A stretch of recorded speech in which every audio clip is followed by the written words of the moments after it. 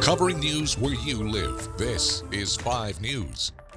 Well, thank you for joining us here for the latest news and weather where you live. I'm Jo Ellison. And I'm Tiffany Lee. Let's get you caught up on what's going on in our area. The Arkansas governor signed the bell-to-bell bill banning kids from having cell phones in public and charter schools. Now, schools will need to comply or they will be cited for a violation. Lawmakers behind the bill have said they think it will help the mental health of kids who are growing up in a social media age. Going to help protect our children not only from a distraction-free environment in the classroom for academic performance, but also for the emotional intelligence, the socialization that they need. Well, the new law is set to take effect at the start of the upcoming new school year. And the governor signed legislation ensuring a free breakfast program for all school students in Arkansas.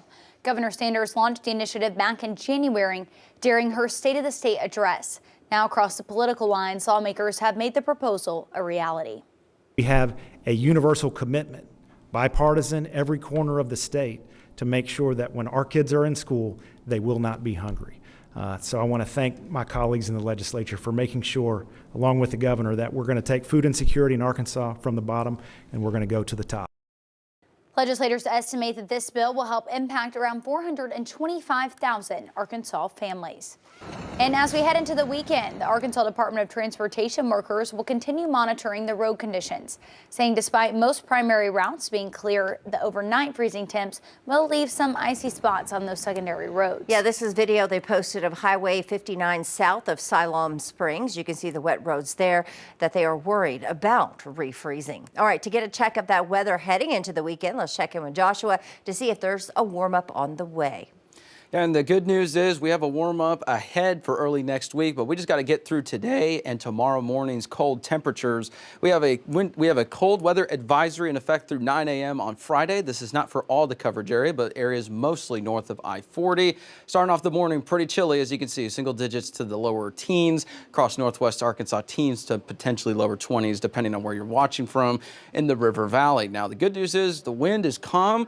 And with that being calmer means that the wind chill is not a factor this morning for most areas. Now, some areas are a little bit chillier than others. Some areas have a little bit more in terms of wind than others, but overall, it's much better than it was yesterday. For our planner today, it's going to be mostly sunny skies once we head to the afternoon for majority of northwest Arkansas. 20s to 30s throughout the day. River Valley a little bit warmer by this afternoon. We're going to see those clouds start to clear out by this afternoon as well for the River Valley.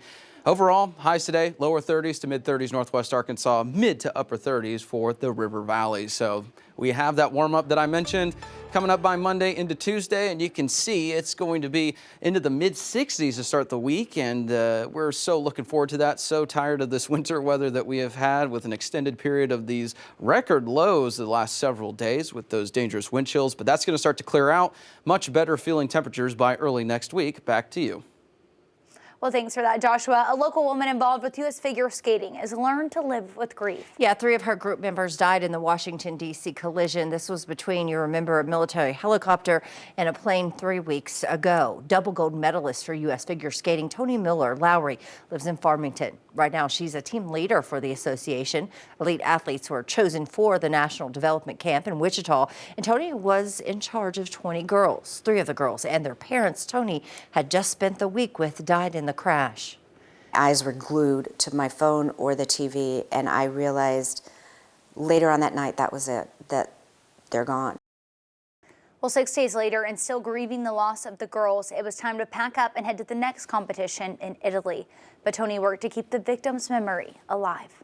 And I said, I would like to do a prayer circle for all of us. We just held hands, and we said a prayer, and then I did a little uplifting speech, and then we yelled Team USA. For information on that memorial fund for the families, as well as U.S. Figure Skating's Legacy of Life benefit, you can visit our website, 5newsonline.com. Well, thank you for joining us here for the latest news and weather where you live. Have a great day.